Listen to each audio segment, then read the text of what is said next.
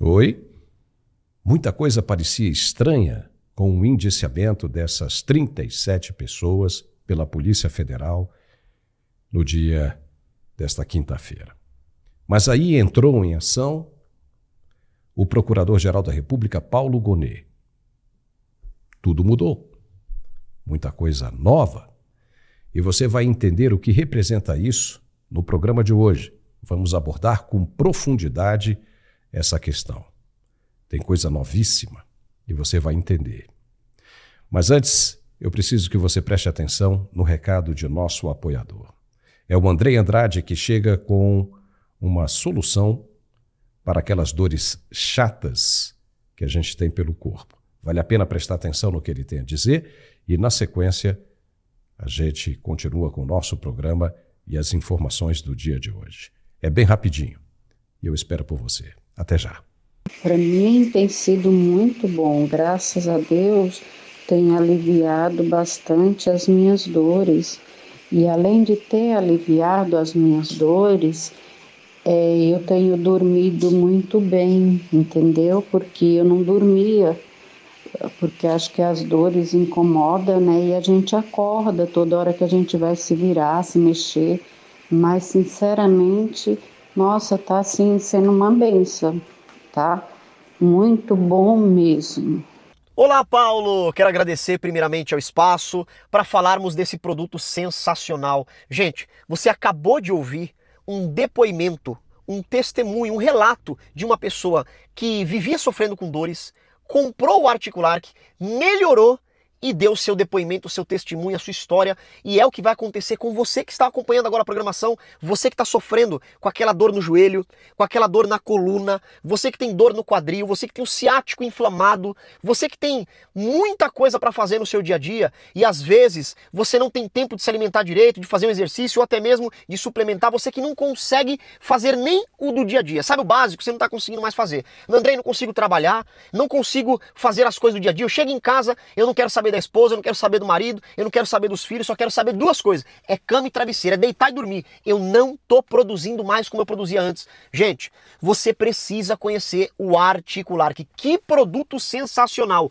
É o único produto no Brasil que consegue dar resultados a partir da primeira semana de uso. E não é exagero, gente, é comprovado, é testado, aprovado e a nossa eficácia é a maior eficácia do Brasil contra dores. Por quê? Em um só produto, dentro de um só produto, você tem todas as propriedades indicadas pelos melhores ortopedistas. Ele tem condroitina, altas doses de condroitina, magnésio, vitamina D, cartilagem C2 e o melhor, gente, ácido hialurônico ortopédico. Gente, é um produto com uma fórmula premium, é um produto com nutrientes importados e eu falo pra você, não é à toa que nós somos o melhor tratamento ortopédico do Brasil. O Articulark, devido a ele ter essa composição e o ácido hialurônico, ele faz a reconstrução da cartilagem perdida, ele reconstrói o tecido cartilaginoso, ele não deixa bater o osso com o osso. Então você que tem o joelho batendo osso com osso, você que já operou e depois da cirurgia ficou pior ainda, o joelho tá estralando, a coluna estrala, não consegue se mover,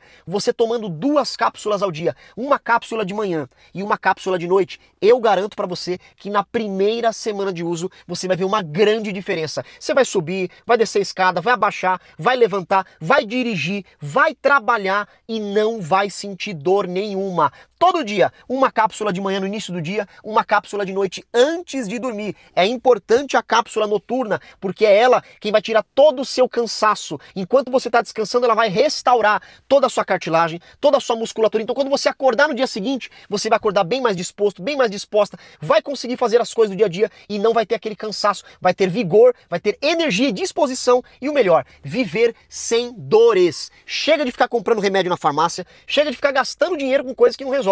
O Articulark é um tratamento certo, é um produto que dá resultado e nós colocamos aqui resultados reais para você ter a certeza de que é um produto de extrema qualidade. Então você que está me ouvindo, que está sofrendo com artrite, artrose, bursite, tendinite, fibromialgia e não aguenta mais gastar dinheiro com medicação, já pega um papel e caneta, já anota esse telefone, já vai ligando agora porque hoje a promoção está incrível. Chegando o final de semana, a promoção fica incrível. Então hoje, os 5.000 primeiros telespectadores que ligarem a partir de agora, eu vou dar um desconto especial. Fica menos, bem menos da metade do preço. É só você ligar 0800 591 4391.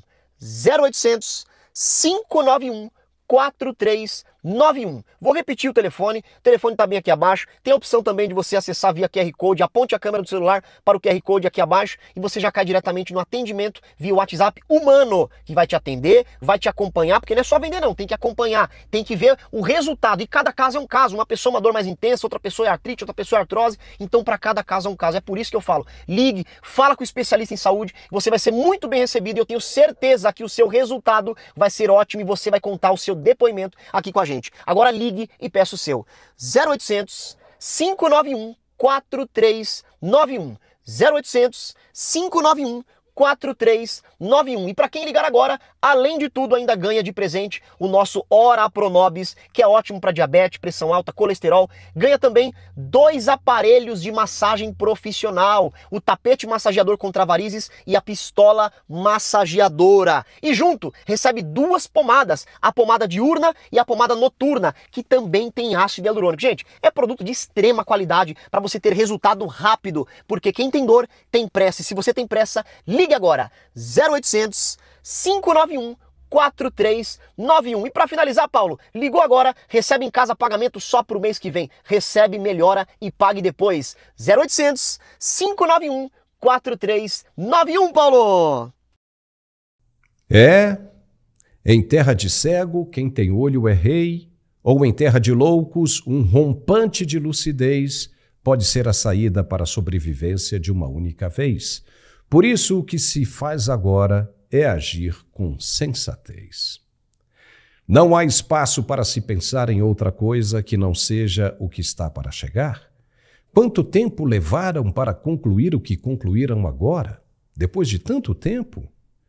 Na política, assim como no direito, e mais especificamente no judiciário, se guarda o que tem de valioso para um aproveitamento futuro.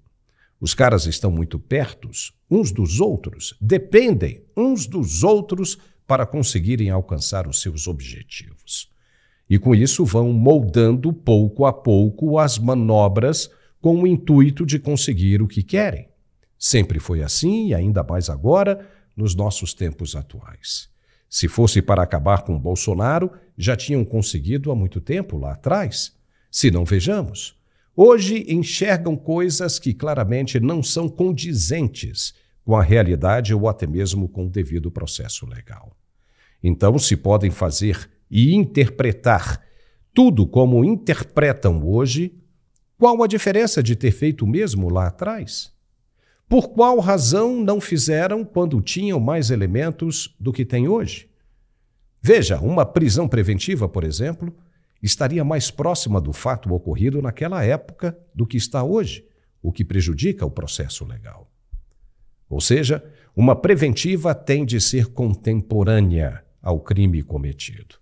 Hoje se referem a um ato ilícito de cerca de 2 anos. Não pode, pelo devido processo legal, mas pode quando se vislumbra uma moeda de troca, uma possibilidade de negociação.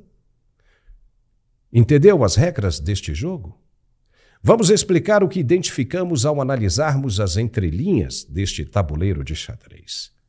Para que colocar Bolsonaro atrás das grades agora e piorar toda a situação se ele pode ser extremamente útil depois? Sim, bastante útil. Todos sabem que começarão perdendo os vistos de entrada nos Estados Unidos. Isso apenas para começar, o que já é ruim demais, devido à repercussão que o fato terá na comunidade internacional. E não adianta dizer que ninguém vai ficar sabendo e que a diplomacia trata de assuntos como esse com sigilo e que os interessados só saberão quando forem barrados na imigração americana e coisa e tal. Bobagem. Nada disso. Quando os vistos forem cancelados, a primeira coisa que farão questão de fazer é informar a imprensa justamente para causar o efeito borboleta, ou seja, de consequências. Vai ser a primeira coisa que irá vazar, pode ter certeza disso. E a partir daí a pressão só vai aumentar, ao ponto de não ser mais suportável pelas autoridades em questão. Só que quando chegar a esse ponto, não vai haver mais remédio. Não vai haver mais possibilidades de negociação. Vai ser tarde demais. Ou seja, a casa vai cair, vai ruir, vai colapsar. Então, o que pode ser feito agora para que esse dia nunca chegue? É negociar. Ir no ponto-chave, nevrálgico, e negociar. O momento está fácil? Não, não está. Ainda há muito sentimento de revolta daqueles que estão vivenciando a ressaca da vitória de Trump. O caminho seria criar algo com poder de atenção ainda maior. E o que poderia ser isso? A possibilidade de prisão de Bolsonaro e seus aliados queridos. Mas primeiro, o anúncio de que o gato subiu no telhado, para então provocar a outra parte a sentar à mesa e conversar. Se não, me diga por que, com tanta vontade assim de acabar com a raça de Bolsonaro, os caras não concluem logo o que começaram. Por que esperar mais tempo? Para que a notícia assente na cabeça do cidadão comum? Para que ele se acostume com a ideia de ver Bolsonaro preso? Nada disso. Essa gente não está nem aí para que o povo pensa. Zero de preocupação. O que eles estão interessados mesmo é na própria sorte, pois sabem que o que vem por aí é muito grande e será impossível de suportar.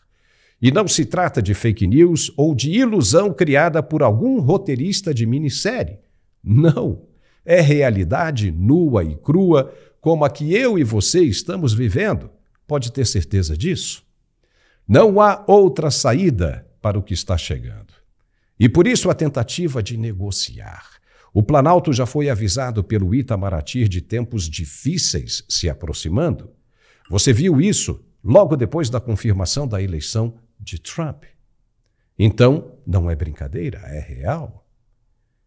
E como todo mundo que tem válvula de escape tem medo, não será diferente para os atores envolvidos neste enredo. Por isso, a pressa em criar situações que funcionem como moeda de troca. Ou a famosa carta de manga. Se não, vejamos. O Procurador-Geral da República, Paulo Gonet, é quem deve, por direito, apresentar a denúncia contra os suspeitos. Ele pode fazer isso ou simplesmente pedir mais tempo para a aquisição de mais informações. E Gonet disse que não vai decidir sobre o caso este ano, papai. Não vai. Que vai ficar só para o fim de janeiro ou início de fevereiro de 2025. Quem sabe até para depois do carnaval. Você está entendendo a jogada? Disse que vai esperar pelo recesso do judiciário. Se fosse mesmo do interesse dessa turma, a denúncia seria feita já. E Bolsonaro e amigos ficariam na cadeia até o fim do recesso dos ministros, para que eles, só depois disso, pudessem votar sobre a questão em plenário. Entendeu? Dariam uma espécie de corretivo no ex-presidente, fazendo-o ralar um pouco, sofrer um pouco por todo o esforço que tiveram para chegar até aqui. Mas não. Vão deixar para depois do recesso. E por quê? Porque em janeiro eles podem ter uma ideia mais clara de como vai ficar a situação depois da posse do novo presidente dos Estados Unidos. Seria como um sinalizador de tropas em missão de reconhecimento. Solta a luz para ver o que tem no terreno. Em outras palavras, a situação seria mais ou menos essa. Temos você na mão, Bolsonaro. Se você partir para cima com o Trump, nós colocamos você na cadeia. Tipo isso. E desta maneira forçariam Bolsonaro a negociar. Já perceberam que o ex-presidente mudou muito com relação à palavra negociação? Ele negociou com o PL o apoio a vários políticos para as eleições municipais que não entrariam na casa dele algum tempo atrás. Você não nos prejudica, que nós não te prejudicamos. Simples assim. Mas você pode dizer, Bolsonaro e os aliados dele não vão querer esse tipo de jogo sujo. E é verdade. Podem não querer mesmo, no dia de hoje. Mas o que seria melhor para todas as partes? Romper tudo e partir para o pau? Colocando depois todo mundo na cadeia? Com certeza é o que muita gente quer, mas não é assim que tudo funciona. Por isso existe a arte da política. Veja que nos Estados Unidos há uma expressão muito interessante. Ninguém é amigo e nem inimigo para sempre. E é verdade. Aquele que se mostra hoje como uma ameaça, amanhã pode ser um importante aliado. Aquela força que hoje está de um lado, amanhã pode estar do lado contrário. Obviamente, se Bolsonaro e turma dizem não, e vamos chegar até o final desse túnel para ver o que tem lá, ele poderá ser preso, é verdade, mas aí também poderá ser solto, ainda em 2025, por pressões internacionais, e saindo da cadeia estará mais forte do que nunca. E pior, com a faca na boca em busca de vingança. Não seria um bom negócio. Ainda assim, as partes hoje, interessadas em um acordo, podem trabalhar o medo no adversário, deixando ele sentir o receio de um atentado dentro do complexo prisional, no pequeno espaço de tempo que estiver detido. Isso pode mexer com a cabeça de muita gente. Do ponto de vista desta análise, o perseguido ou a vítima poderia pensar que um caminho menor, talvez, fosse mesmo bem mais tranquilo de se percorrer, e assim aceitar a proposta de negociação. Mas, mesmo se isso não sensibilizar, tem a questão dos amigos, tipo, você não se importa com você, mas e com os seus amigos? Tem muita gente boa aí que vai sofrer por sua causa, hein? Aí pode sensibilizar, pode funcionar. Talvez isso explique o encontro no Palácio da Alvorada, fora da agenda do presidente, entre o chefe do Executivo, o procurador da República e 3 ministros do STF, incluindo o relator do processo. O encontro aconteceu logo depois do lobo solitário agir na Praça dos Três Poderes. O que eles foram discutir no Alvorada e não no Planalto? É o que muita gente está tentando saber. Uma dos interessados é a senadora Damares Alves, do Republicanos pelo Distrito Federal. A senadora levantou uma questão bem interessante. Ela quer saber se o encontro foi para tratar dos indiciamentos, já que o diretor da Polícia Federal também se encontrava entre os presentes. Será que foi? Se a resposta é sim, então pode ficar caracterizado um alinhamento entre as autoridades e até uma influência do chefe do Executivo para que culminasse no que culminou, nos indiciamentos. Isso é muito grave, porque denota a formação de um grupo específico para a elaboração de estratégias nas quais não deviam interagir entre membros de poderes distintos. Para a senadora, é importante esclarecer se houve um aparelhamento do Estado brasileiro. Se sim, é ilícito, é irregular, é crime, e tudo deve ser desconsiderado, anulado. Mas quem vai agir? Entendeu a complexidade? Os caras batem o martelo e dizem que vai ser assim e acabou. Quem vai ter peito para encarar? Quem? Até hoje não existe ninguém no Brasil que nós saibamos.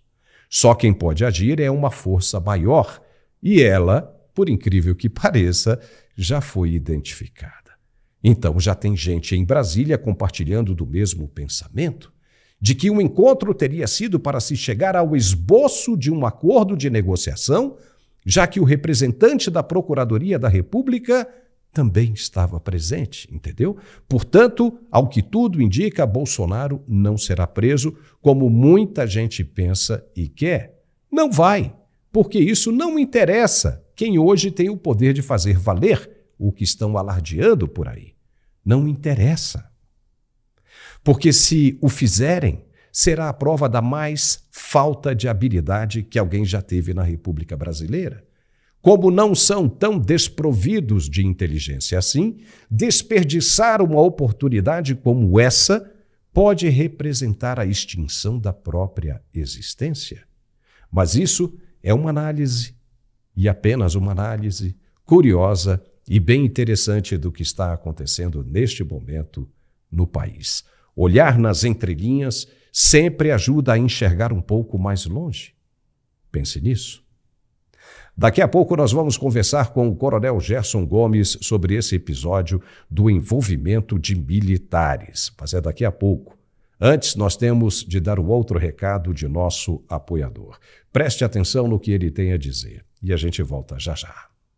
Exatamente, Paulo. Olha, é sempre um prazer falar com você e trazer um tratamento incrível, porque a gente sabe que o homem passa por muitas dificuldades no dia a dia. É o trabalho, o estresse, a rotina, o trânsito. Isso daí deixa qualquer homem muito cansado. E o Max Viril em uma cápsula é uma explosão de vitalidade. O Max Viril Premium tem ajudado muitos homens a tratar, Paulo, ejaculação rápida. A gente sabe que isso aí é um constrangimento. O homem prepara aquele tempo especial, fica preparado, tem vontade, mas não adianta ter vontade de entrar despreparado, porque aí 5, 10, 15 minutos, pronto, acabou. E o Max Viril Premium, gente, a primeira coisa que ele vai fazer é prolongar o seu tempo de ação, aumentar a resistência, ou seja, você consegue ter o controle do seu corpo, o controle da ereção, consegue namorar por mais tempo sem falhar, sem nenhum constrangimento, e é natural, principalmente porque o homem depois dos 30 anos, Paulo, ele também tem uma queda muito grande de testosterona. E isso vai influenciar até no seu emocional. Você que está acompanhando o programa, quantas vezes você já não acordou do nada, assim, deprimido, cansado, mesmo depois de dormir? Pois é, não é normal. A testosterona cuida de tudo isso. E o Max Viril Premium estabiliza a sua testosterona. Você que passa por estresse, ansiedade, ele diminui a ansiedade também. E isso vai ajudar muito no seu dia a dia. É uma explosão de vitalidade, traz de volta aquela eletricidade sexual. E o principal, além do controle da ejaculação, você consegue ter mais desempenho, 10 vezes mais potência. Às vezes você acha que não precisa. E aí tomou Max Viril, ele destrava o seu corpo para você atingir o máximo de potência. Ele vai trabalhar cada terminação nervosa, todo o corpo cavernoso. Eu até brinco falando que é a academia ali do Melhor Amigo, porque ele trabalha o fortalecimento muscular. Isso é muito importante. Ele bombeia mais sangue para o órgão genital e isso vai trazer sensação de volume, muito mais desejo. O apetite sexual é incrível e é natural. Faz o seguinte, já anota o seu telefone: 0800 323 0090. Anota o telefone: 0800 323 0090. Salva aí o telefone, tira um print aqui do GC e aproveita, ó. Tomando todos os dias o Max Viril Premium, ele vai melhorar todo o fluxo sanguíneo masculino. Isso é importante para quem tem problemas circulatórios. Ele vai trazer dentro da cápsula aquela dose extra de energia, mais concentração, principalmente para quem sempre, Paulo, promete que precisa tirar aquela academia do papel, precisa fazer um exercício físico para melhorar a saúde, aquele jogo de futebol com os amigos. Pois é, com o nosso Max Viril Premium você tem mais vitalidade, mais vigor, você acorda diferente. E tudo isso de uma forma muito rápida. É tão concentrado e tão forte, ele é tão rápido porque você não precisa tomar todos os dias. Uma cápsula a cada 3 dias é o resultado que você precisa. Não é incrível? Se você quiser tomar todos os dias, pode, mas uma cápsula a cada 3 dias é o suficiente, porque ele é forte, concentrado e ainda tem nanotecnologia. Faz o seguinte, invista em você. Se você ligar agora, presta atenção, ó. 0800 323 0090. Tem desconto, frete grátis e eu vou liberar, atenção, 70% de desconto. Você vai pagar só 30%. 70% de desconto é para você que está acompanhando o programa. Além disso, você vai levar o AirDots, que é o fone sem fio Bluetooth, e vai levar também um smartwatch top de linha, aquele relógio inteligente que você recebe notificação do WhatsApp, você consegue ver ali os batimentos cardíacos, é presente para você. Então não deixa para depois. Max Viril Premium é o aliado do homem para aumentar a potência e o desempenho e ainda hoje com 2 presentes, hein? 0800 323 0090. Ó, o homem inteligente é um homem que se cuida, hein? Tem que entrar em campo preparado para jogar aquele jogaço. 0800 323 0090, Paulo.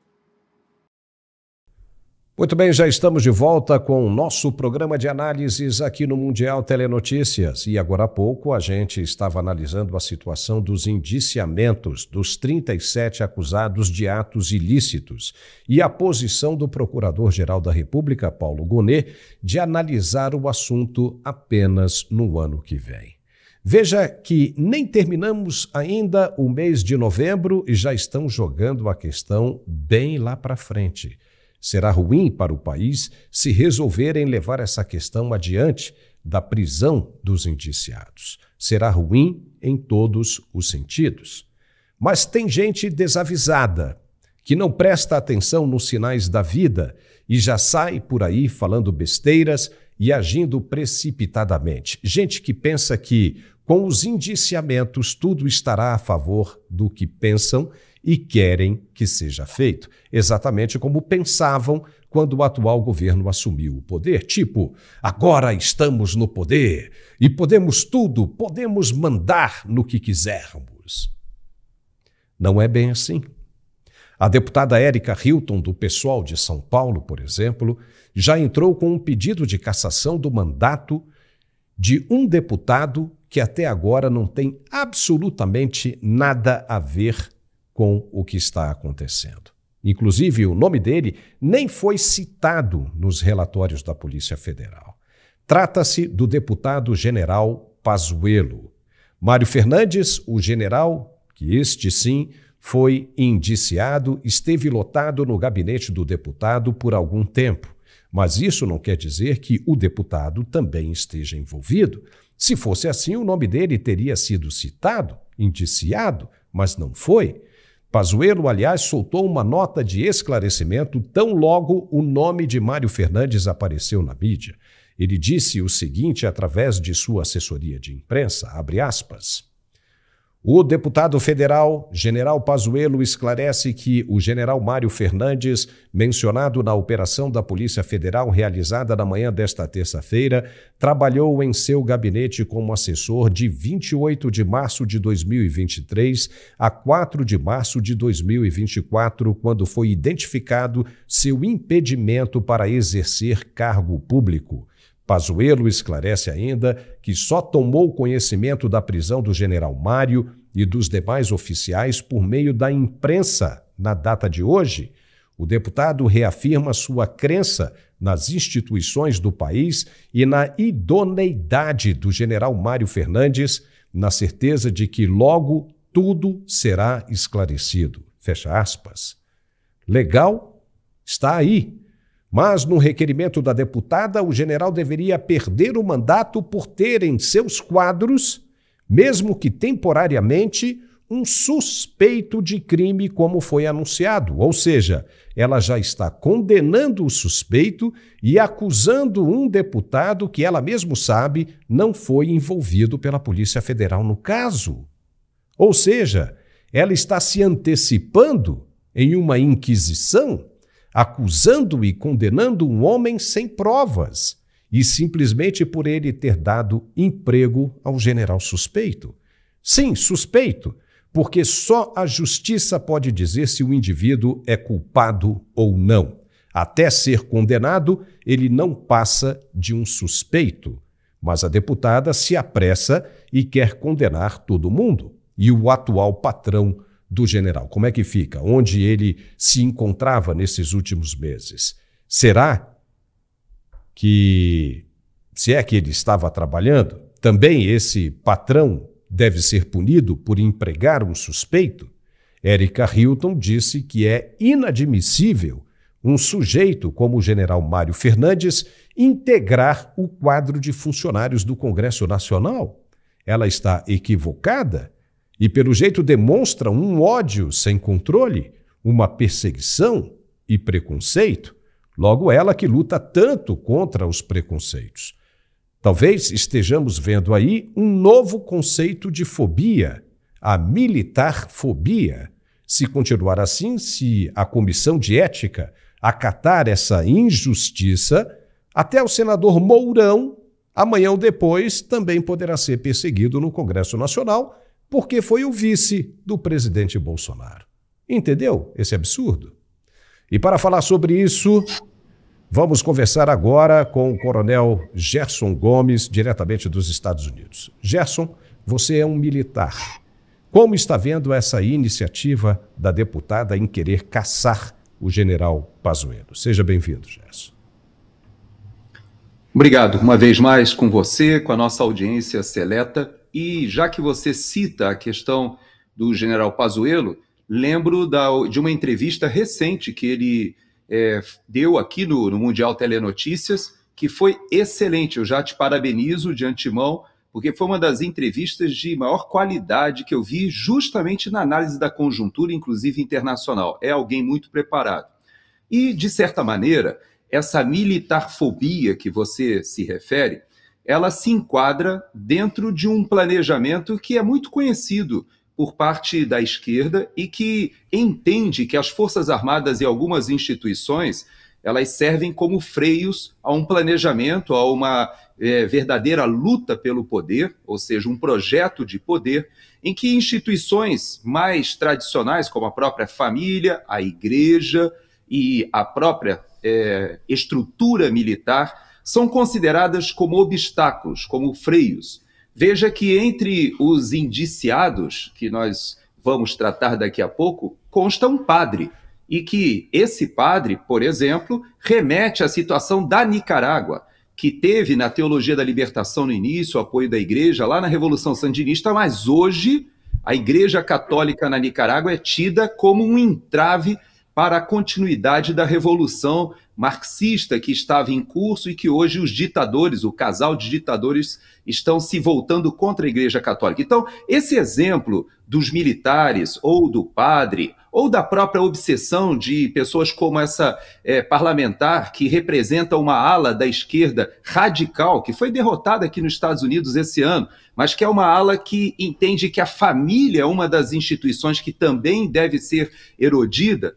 É compreensível, viu, Paulo? Muito compreensível até essa obsessão pelos militares. Eu só queria terminar esse raciocínio te dizendo o seguinte: quem acompanha as nossas conversas aqui no Mundial Telenotícias já me viu falar que, ao contrário da venezualização, se é que a gente pode usar esse termo, né, das nossas Forças Armadas, muita gente temia que as nossas Forças Armadas migrassem para a experiência venezuelana.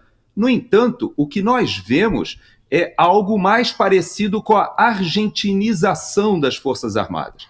Você lembra que eu falei sobre isso e o Milei tem prestigiado muito os seus militares agora, retomando o prestígio e a honra das Forças Armadas que estavam enlameadas. Elas foram jogadas, desmoralizadas, desde a Guerra das Malvinas e a subida ao poder de um grupo muito revanchista. Mais ou menos isso é o que está acontecendo hoje, Paulo. Há uma orquestração de aproveitar esse momento para retirar o estamento militar de qualquer possibilidade de frear esse projeto de poder. E é no meio dessa situação que nós nos encontramos hoje, Paulo. Olha, e tem uma coisinha que nós falamos ontem, Gerson, que é o que, pelo que estamos vendo, a justiça militar não serve mais para nada. Me desculpe. Você é um militar, mas pelo que estamos vendo, só serve para dar despesas para a União, já que está provado agora que a Justiça Comum pode resolver a questão dos militares, todos os problemas dos militares. Então, sendo assim, qual é a razão para se manter o STM, o Superior Tribunal Militar? Qual é a sua opinião sobre isso? Você toca num dos pontos cruciais de toda essa crise que nós estamos vivendo. E eu vou remeter ao início do problema, quando a gente começa ali numa primeira atitude muito estranha, quando o ministro Lewandowski era o presidente do processo de impeachment da presidente Dilma Rousseff, e ele rasga a Constituição e faz uma exceção separando a perda dos direitos políticos do mandato. Ali ele tomou uma primeira decisão e de lá para cá nós fomos observando uma série de excepcionalidades que foram se acumulando e ao ponto de nós chegarmos a esse, vamos dizer, essa página da história que você lembra agora, em que a justiça militar simplesmente é tornada como dispensável. Vamos lembrar que no 8 de janeiro, Paulo, nós tínhamos dentro do Palácio do Planalto um oficial general de 3 estrelas da Ativa. Eu não estou me referindo ao G. Dias. O G. Dias, na hierarquia militar, se ele estava presente com outro general de divisão, já que ambos eram generais de divisão, e ele na reserva e um outro militar da Ativa, para efeito da justiça militar, o maior presente em hierarquia seria o general Penteado. O general Penteado, ele foi à CPI do Distrito Federal e falou que houve negligência do general Gonçalves Dias. E aí eu lhe pergunto, Paulo, houve um inquérito policial militar do que aconteceu dentro do Palácio do Planalto? Veja que as pessoas já sabem das imagens hoje que estão nas redes sociais que mostram os manifestantes entrando no Palácio do Planalto a partir das 3 horas da tarde e até antes. Ali está registrado o horário. Nesse horário, Paulo, aqueles que saíram do acampamento escoltados pela Polícia Militar ainda estavam se deslocando com o bandeirão, cantando Lula ladrão, seu lugar é na prisão, cantando a nossa bandeira jamais será vermelha, e eles caminhando, mas já havia gente dentro do Palácio do Planalto. Paulo, você sabe que o inquérito policial absorvido ou foi levado para a Polícia Federal e não houve uma conclusão com as imagens ali, porque elas foram levadas para o Supremo Tribunal Federal. Então, naquele momento, Paulo, eu conversei com vários amigos, e você me toca num ponto muito sensível, porque hoje o alto comando do Exército, todos no alto comando do Exército são meus contemporâneos. Alguns até mais modernos, ou seja, foram formados depois de mim, outros da minha turma e alguns um pouco mais antigos. Hoje, obviamente, são todos generais, eu sou um coronel da reserva, mas não tenho como esquecer que nós fomos formados na mesma escola. Nós temos os mesmos valores. Eu vivi 32 anos ao lado desses companheiros. Conheço as famílias de muitos deles. E eu quero dizer, Paulo, é inadmissível o que nós estamos vendo. Militares da Ativa sendo presos. Mais ainda, temos o caso do tenente-coronel Cid e tantos outros. Essa postura da justiça militar não pode ser atribuída simplesmente à presidência de um ex-piloto do Aerolula. Não pode ser atribuída simplesmente ao fato de que hoje o presidente do Tribunal Superior Militar é alguém ligado a esse grupo lá atrás e que volta ao poder. Como o vice-presidente da República costuma dizer, ou dizia, né, na época da campanha, antes dessa última, se Lula voltasse ao poder, nós teríamos a reedição de um grupo que nós já conhecemos das suas atividades criminosas, voltando ao local do crime. Então, Paulo, é muito difícil a situação dos militares hoje no Brasil, porque convivem com essa estrutura que eu poderia até dizer mafiosa, que todos conhecemos. A estrutura foi para o Supremo Tribunal Federal, desfez a Lava Jato, hoje ela consegue estar presente na política e, apesar de tudo isso, como você bem falou, nós temos militares sendo submetidos à guerra política e não sendo julgados nem investigados pela justiça militar, que era e deveria ser o fórum adequado. Pois é, a justiça militar, pelo que estamos vendo, já está extinta. Já não serve para absolutamente nada, nem mesmo para julgar se um soldado está fumando, né, aquela erva que nem podemos dizer aqui o nome, né, na guarnição. Já não pode mais, né? A PE também já não pode mais sair aí para pegar soldado, né, vagabundando por aí, porque a justiça comum já pode fazer isso. Então não há razão para se manter um orçamento tão alto do STM, sendo que a instituição não serve mais para absolutamente nada. A instituição como Forças Armadas, pelo que estamos vendo, Gerson, está caminhando também para a extinção, para o enfraquecimento, porque vão mexer bastante, inclusive na aposentadoria dos militares, não a sua, porque você já tem direito adquirido, mas os próximos poderão perder e perder muito. A família desses militares também poderá perder, as famílias poderão perder muito também. Então é uma situação bem complicada que estamos vendo acontecer.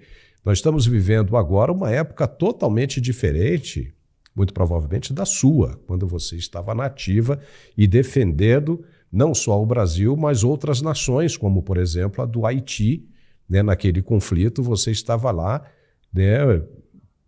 Colocando, inclusive, a sua vida em risco para defender os interesses, né, da ONU, no qual o Brasil é signatário. Mas é uma situação bem complicada. Além disso, o PT pediu... Como é que pode isso?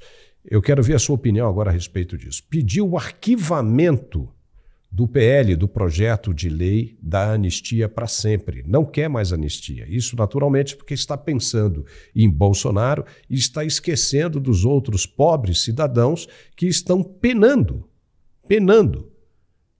por uma coisa que fizeram que não se justifica tanto prejuízo. Qual é a sua opinião sobre isso? Nós temos que colocar em perspectiva o que é a luta e a disputa política dentro de um processo democrático, que realmente não é aquilo de mais nobre, nós sabemos. Essa disputa política em todos os locais, quando existe o poder em disputa, ela enseja muitas e muitas páginas negras que nós gostaríamos de não ver no nosso país. Agora, quando nós temos pessoas inocentes, e não podemos esquecer, hoje houve uma sessão solene na Câmara dos Deputados, que foi por iniciativa até da deputada Bia Kicis, em homenagem, lembrança do Clezão, que morreu e tem hoje, nós temos uma viúva com 2 filhas, fruto dessa disputa política. O Clériston, um empresário de Brasília, microempresário, até 4 horas da tarde, ele estava no seu negócio trabalhando. Viu as imagens do que estava acontecendo e falou, eu vou lá participar, eu sou um patriota, se estão se manifestando, eu quero lá também me manifestar. E foi para lá e acabou entrando no Senado e estava orando. Existem imagens dele ajoelhado, orando, do lado da segurança do plenário, inclusive a segurança do plenário disse que estava incólume porque os manifestantes que ali estavam não deixaram ninguém quebrar nada. Dentre eles o Clezão, que foi para a cadeia e morreu, apesar de manifestações da PGR pela sua soltura. Nós temos hoje vários que estão na Argentina passando por grande dificuldade. O governo brasileiro, dentro dessa sanha que você diz persecutória, já fez e já ensejou contatos para que sejam extraditados. Não serão, se Deus quiser, será seguida a justiça lá na Argentina, que submete esses processos e pedidos de extradição a uma análise muito criteriosa em que, em última instância, chega ao presidente da República e não me parece que Milei fará essa desfeita ou essa atitude de virar as costas para os patriotas brasileiros que lá se refugiaram. Na semana que vem, eu vou à Argentina. Eu estarei não somente vendo a questão da inauguração ou da apresentação de uma estrutura da blockchain Cardano, que é um dos assuntos que eu sou um dos entusiastas, mas vou para o CPEC também, lá na Argentina, assistirei o Milei presente lá. E se eu tiver a oportunidade, eu conversarei com políticos e pessoas ligadas ao governo para entender essa situação. Então, Paulo, essa obsessão de vingança que nós vemos no próprio presidente Lula, quem lembra daquela cerimônia do 1 ano do 8 de janeiro, que estavam ali os 3 comandantes das forças sentadas lá atrás, junto com o ministro da Defesa, todos cabisbaixos, ouvindo Alexandre de Moraes e o próprio Lula dizendo que ali era o momento de punir, de ir atrás, de se vingar. Isso não leva o país para frente, Paulo. Essa desagregação, essa falta de coesão nacional, que é o que nós estamos vendo hoje, é a fórmula, a receita para desestabilização, tanto política, econômica e, não podemos dizer, psicossocial, que faz com que um país afunde em vez de avançar, Paulo. E o curioso é que o lema dos caras é união e construção, né? E o que a gente vê é justamente uma caçada, né? Para não dizer perseguição, né? Justamente uma desunião. Agora, Gerson, eu queria tocar em 2 assuntos aqui rapidinho, que tem deixado muita gente curiosa, muita gente pensando, essa história dos kids pretos.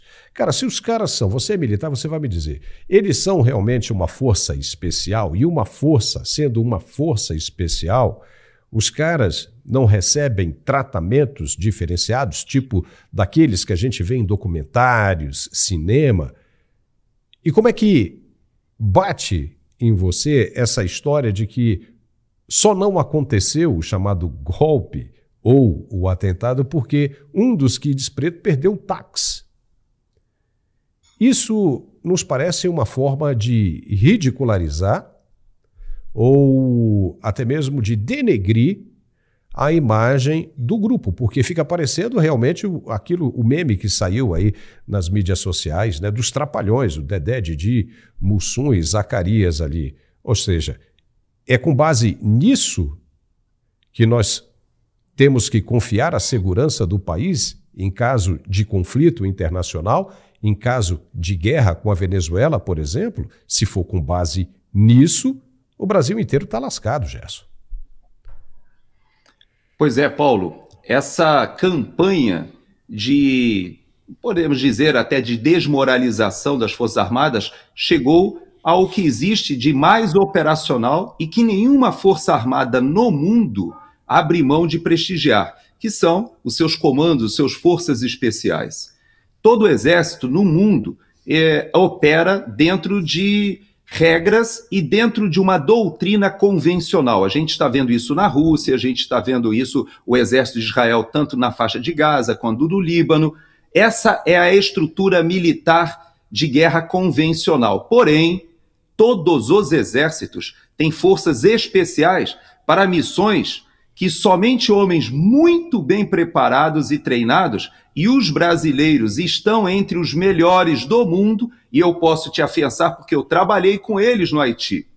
Lá nós tínhamos o que chamávamos de DOPAS. O que era o DOPAS? E o general Heleno, que também está nessa relação, foi o primeiro comandante na época em que o pau cantava. Na época em que chegamos ao Haiti, lá, eu não estava naqueles primeiros contingentes, mas o general Heleno chegou e lá a pacificação foi peace enforcement, ou seja, ela foi imposta uma pacificação. E eu vou te dizer uma coisa, sem a presença das nossas forças especiais, sem a presença dos nossos comandos, sem a presença dos operadores psicológicos, nós não teríamos conseguido pacificar Cité Soleil e todas aquelas áreas. Nós éramos considerados por todas as forças presentes ali das Nações Unidas como referência, e por isso, pela primeira vez na história, uma missão de paz durou mais de 10 anos, sendo que um único país ficou à frente como Force Commander. Aqui, nas Nações Unidas, existe uma tradição, há um rodízio entre os países que são contribuintes com tropa. O Haiti, não. No Haiti, o próprio Haiti exigia e todos os países concordaram que o comandante, o Force Commander, deveria ser um general brasileiro. E os batalhões brasileiros, a companhia de engenharia, o hospital, toda a estrutura que foi colocada pelo Brasil ali, eram considerados no estado da arte. Tudo isso, Paulo, está sendo, de certa maneira, esmaecido por essa campanha, verdadeira campanha que está sendo feita agora de desmoralização. Eu vou te dizer uma coisa, se os forças especiais precisassem realmente tomar uma atitude extrema, nenhum desses atores aí estaria vivo hoje. Mas, na verdade, há um controle, há um comando, há uma liderança. E sabe que nessa lista que foi divulgada hoje, Paulo, está o Paulo Figueiredo, seu xará. O Paulo Figueiredo estava na Jovem Pan comigo na época. E todo mundo lembra dos meus embates. Sabe por quê? Porque o Paulo, ele tinha acesso a muitos militares indignados que diziam, não, agora nós vamos virar a mesa. O Paulo trazia para o programa, olha, tem uma relação aqui de militares que está dizendo que é inadmissível. E eu, o tempo todo, dizia para ele, não existe a menor chance de haver uma iniciativa das Forças Armadas de chamarem a si o poder discricionário de tomarem um ato de ofício. Nós temos um chefe de Estado, o presidente da República, ele é o responsável ou de apresentar a impugnação, ou até mesmo de solicitar o Conselho da República para decretar o estado de defesa autorizado e referendado pelo Congresso Nacional. Se isso acontecer, as Forças Armadas darão sustentação. Se isso acontecer, o ministro Alexandre de Moraes, com certeza, seria arrolado, porque o ministro ele estava à frente do processo que estaria sendo impugnado a pedido do presidente da República. E quem assumiria a presidência no dia 1º de janeiro, Paulo? O presidente da Câmara dos Deputados. Tudo isso foi analisado por esse grupo que assessorou o presidente. E esse assessoramento hoje é chamado de minuta do golpe. Isso é ridículo, Paulo. Isso é até um assinte, é uma afronta com a nossa inteligência. É nos considerar idiotas. E isso não é verdade. Nós acompanhamos aquele processo e eu posso te dizer, diariamente nós apresentávamos para a população, na época era o programa de maior audiência do país, nós inclusive batíamos a Globo News, batíamos a CNN somadas, e todos os dias nós apresentávamos ali as opções constitucionais. E o presidente Bolsonaro optou, ouvindo todos, inclusive alguns aloprados, com certeza, tinha de tudo ali assessorando o presidente. E ele entendeu que não havia sustentação política para nenhuma atitude naquele momento. O timing havia sido perdido, talvez. Então, Paulo, você tem razão. Há uma orquestração, há um desgaste, mas isso não é fortuito, isso não é casual. Tá, Gerson, e com base nisso, agora já consigo entender por que o Paulo Figueiredo foi arrolado nesse processo, por que ele foi indiciado. Você agora acabou de explicar. Tudo bem. Agora, como é que você vê essa história que começou a surgir hoje do golpe, Gerson? Ou seja, o pessoal já tirou o presidente Bolsonaro, está tirando o presidente Bolsonaro dessa história e está atribuindo isso especificamente a alguns militares. Como é que você vê isso? Pois é, Paulo, você na introdução do programa, você estabeleceu uma linha de raciocínio muito inteligente. Inclusive, nós temos o costume de falar das questões internacionais e, de certa maneira, nós podemos até estabelecer um paralelo com o que está acontecendo na guerra da Ucrânia, com as ações da Rússia e da própria Ucrânia, porque todos sabem que Donald Trump vem aí. E, exatamente porque o quadro vai ser alterado, cada uma das partes faz a sua demonstração de poder para ter melhor condição de negociação no teatro de operações lá do leste europeu. A mesma coisa, Paulo, acontece no campo da política no Brasil. Veja que agora nós temos uma situação em que, como você bem disse, se empurra para o próximo ano toda essa operação que mais parece uma cortina de fumaça na situação de deterioração econômica gigantesca, a crise econômica que ela acaba, de certa maneira, mostrando para a população que é aquela eleição de 2022 nos legou essa desestrutura, porque o país estava caminhando bem, com a sua inflação abaixo do que a dos Estados Unidos, cresceu um PIB do mesmo nível que a China no pós-pandemia, a tal da recuperação em V que o Paulo Guedes dizia, ela estava acontecendo e tudo isso se perdeu, Paulo. A população hoje percebe que trazer de volta esse grupo, ou seja, a descondenação, a possibilidade mesmo e toda a artimanha que foi feita, ela deixou a população indignada à época e hoje deixa a população frustrada. Mas eu queria avançar, Paulo, olhar um pouquinho para frente. Porque, olhando para trás, a gente sabe que esse tema da eleição, ele não caiu bem, ele não foi resolvido. A gente olha para cá, para os Estados Unidos, e muita gente diz assim, mas o presidente Trump venceu. Por que ele está tão com uma obsessão de melhorar o processo eleitoral se ele venceu? Você sabe por quê, Paulo?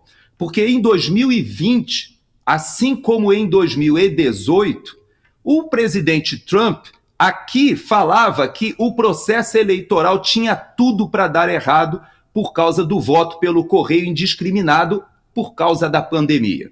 No Brasil, Bolsonaro falava sobre a questão da importância do voto, da contagem pública dos votos, do voto impresso. Por que ele falava isso? Ele falava porque ele tinha sido deputado e por 3 vezes o Congresso já havia pacificado essa situação e o Supremo Tribunal Federal impedia esse aperfeiçoamento do processo que poderia ter nos levado a uma situação de paz hoje em dia, em que um grupo é derrotado, o outro sai vencedor e vamos para a próxima eleição. Mas nós não estamos assim hoje e não estaremos em 2026 se essa situação não mudar. Você lembre uma coisa, Paulo. Esse problema que foi originado, que faz o presidente Bolsonaro estar hoje inelegível, ele se refere a uma reunião com embaixadores que ele fez, no qual ele apresentou um inquérito que mostrou, e esse inquérito, ele foi colocado em sigilo depois, mas ele mostrou vulnerabilidades. Havia um hacker que tinha entrado no TSE, você lembra que talvez a mesma empresa, talvez o mesmo grupo, aquele que sumiu com as imagens do Ministério da Justiça, talvez tenha sido o mesmo grupo que apagou os logs. Você lembra que os logs sumiram e a gente não pôde descobrir o que aconteceu naquele inquérito? Por que aqueles hackers ficaram meses e conseguiram as senhas de ministros? Tudo isso que o presidente Bolsonaro apresentou e dizendo, nós precisamos aperfeiçoar esse processo. Aqui, o presidente Trump está falando a mesma coisa. Ele venceu e está falando a mesma coisa, como o Bolsonaro, em 2018, venceu e falou a mesma coisa. Você sabe por quê, Paulo? Porque existe a possibilidade de precisar ser aperfeiçoada. O erro existe. Aqui nos Estados Unidos, você sabe que olha o que eu vou falar, em nenhum estado onde houve conferência da ID, ou seja, para saber se a pessoa que estava votando era aquela pessoa, se ela tinha registro e poderia votar, em nenhum estado a Kamala Harris venceu.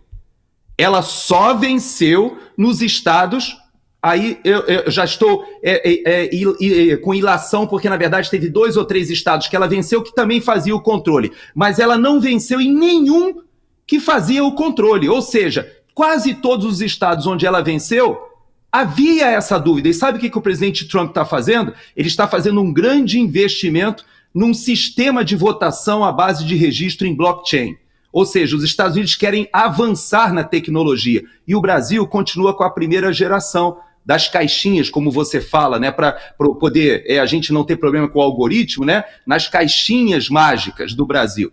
Então, Paulo, nós precisamos resolver esse problema. Por quê? Lá atrás, em 2014, com o Aécio, nós já tínhamos esse problema. Foi apresentado, o país estava perplexo com a vitória de Dilma Rousseff lá atrás. Depois, em 2018, trouxe-se o problema de novo. O Congresso legislou e o Supremo foi adentro do Congresso interferir no processo. E agora nós só temos 1 ano, Paulo. Para as próximas eleições, todo e qualquer aperfeiçoamento tem que ser feito até outubro do ano que vem. Nós não podemos caminhar ainda desse jeito. As preocupações, seja do presidente Trump aqui, seja do presidente Bolsonaro no Brasil, são legítimas, patrióticas e querem o melhor para cada um dos seus países. Por que não quereríamos nós transparência? Até a Venezuela tem os seus votos guardados fisicamente, por amostragem faz a contagem pública dos votos, e por causa disso, todos os países hoje praticamente já reconhece Edmundo Gonzalez como vencedor. Por quê? Porque Maduro não apresentou as provas. E o pior, a oposição apresentou os registros. Então, Paulo, é tão difícil assim entender, e eu deixo essa sugestão para a nossa ministra Carmen Lúcia. Eu tive a honra, posso dizer, de ir almoçar com a ministra Carmen Lúcia lá no Haiti. Já que você citou o Haiti, ela almoçou conosco na mesa do comando. Me pareceu uma mulher inteligente, esclarecida, então faço esse pedido a ela. Não deixe que o processo caminhe sem que a gente pacifique, para que não aconteça de novo essa insatisfação que a gente viu na virada de 2022 para 2023. Gerson, é o seguinte, tudo que nós queremos é justamente isso que você falou, a pacificação. E nós estamos vivendo essa turbulência toda porque lá atrás permaneceu uma dúvida. Uma dúvida que poderia ser facilmente esclarecida e se acabaria com tudo isso que está aí. Ou você acha que a turma iria para frente dos quartéis generais pedir o que pediu? Porque se você apresenta a prova incontestável, acabou. Isso é democracia. O cara vai para casa e fala, olha, eu tenho que aceitar, porque o meu irmão ali quer outra coisa, diferente da minha, como isso aconteceu em vários outros anos passados. Isso faz parte da democracia. Então, uma outra coisa que precisa ser observada é que estamos falando de tecnologia. Não se pode trabalhar com uma tecnologia de 2018, de 2019, entendeu? De 2013.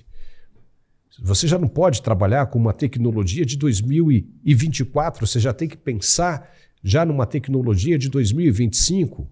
Os carros, em agosto de 2024, já são lançados, as montadoras já lançam modelos de 2025, ainda em 2024.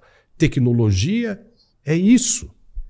Então, em se tratando de um tema tão sensível, tão preocupante como esse, é necessário que haja um acompanhamento da evolução tecnológica. Você não pode ficar para trás, porque senão dá nisso aí. Ninguém consegue viver, ninguém consegue ir para frente, porque fica nessa bagunça.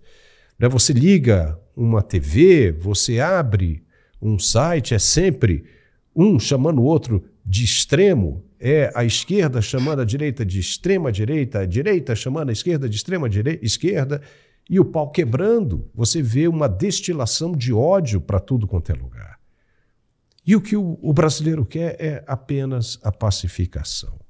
Então, seria muito prudente, seria econômico, em função disso, do avanço da tecnologia, você traz a economia. Se pensar no aprimoramento disso, quem sabe até observar o que está sendo desenvolvido nos Estados Unidos pelo presidente Donald Trump, se o que ele apresentar for realmente positivo, por que não tocar isso? Ele vai estar na nossa frente. A nossa eleição em 2026, a dele já aconteceu, ele já assume agora em janeiro. Então, acho que vale a pena prestar atenção nisso, porque senão essa briga, esse mal-estar não vai terminar nunca, nunca. E nós só queremos a paz, apenas isso. Gerson, é muito bom bater um papo com você, brilhante, chegamos ao final do nosso tempo, A gente teria outras coisas aqui para falar, por exemplo, Vladimir Putin, Benjamin Netanyahu, mas acho que nós vamos deixar isso para a próxima oportunidade, porque realmente já esgotamos aqui com relação ao tempo e o assunto estava muito bom. O programa de hoje muito esclarecedor, vai nos fazer pensar bastante sobre tudo isso que está acontecendo e esperamos que as autoridades brasileiras possam ter o pé no chão, possam fazer uso da inteligência e não complicar ainda mais toda essa situação. Gerson Gomes, obrigado, viu, cara? Até a próxima. Eu que agradeço e eu deixo no final uma mensagem. Se o presidente Bolsonaro estiver nos ouvindo, não é raro, ele nos ouvia sempre ali na Jovem Pan e eu já soube que ele te acompanha também, viu, Paulo? Então, se ele estiver nos ouvindo, eu quero dizer o seguinte, a população, há um grande grupo da população que se viu estimulado com seu espírito patriótico, colocou o verde e amarelo, foi para as ruas, pediu por mudanças, vislumbrou o perigo que estava diante do país com essa situação que agora se confirma. Nós temos hoje um verdadeiro Estado de direito deteriorado, quase que uma juristocracia caminhando o país por uma paraditadura.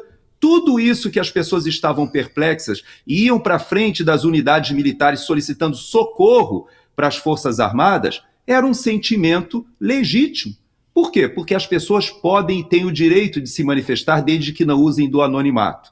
Então, agora é o momento dessa nova virada. Já tivemos a eleição municipal, teremos a eleição de 2026 com 2 senadores que podem, pela via institucional, o remédio constitucional, e ele tem feito essa campanha. Brasil todo sabe dessa campanha. Então, se eu pudesse dizer ao presidente Bolsonaro algo, eu diria o seguinte, não se desespere. O que eles querem é isso. Eles estão, na verdade, esse grupo está se enforcando, Paulo. Esse grupo, os passos que eles estão dando, cada vez retira legitimidade. Porque um juiz que cita o seu próprio nome nos autos e nas ordens de prisão de um documento, 44 vezes ele falando na terceira pessoa se referindo a si, ele obviamente já está dizendo que não há legitimidade nenhuma na sua ação como juiz, já que ele é a vítima. Então veja, Paulo, não é momento de desespero. Ao presidente Bolsonaro eu quero reiterar a minha torcida para que ele continue conduzindo a direita no Brasil, o pensamento conservador, pela via institucional, dentro das 4 linhas, como ele falou obstinadamente ao término lá do seu mandato. Ele ficou triste, ficou perplexo, ficou em silêncio, é verdade, mas ao final ele se manteve coerente com os 4 anos em que ele foi insistentemente provocado para sair das 4 linhas e nunca o fez. Tomara que a gente consiga sair dessa, viu, Paulo? Da maneira que Deus nos mostrará, que é a maneira institucional segundo a lei. Obrigado, viu, Gerson? E quem sabe aí no Natal agora, né, a gente não tem aí, né, um belo de um presente, tudo caindo no seu devido lugar, que haja um acordo, uma negociação, que as pessoas que foram obrigadas a sair do país, que sejam anistiadas, que fique todo mundo aonde está, todo mundo volte à sua função original, que seria, né, o cuidado da Constituição, o zelo pela Constituição, enfim, tudo volte à paz e que tudo siga no seu curso normal, que deve ser. Obrigado, Gerson. Bom fim de semana e até segunda-feira. Tchau.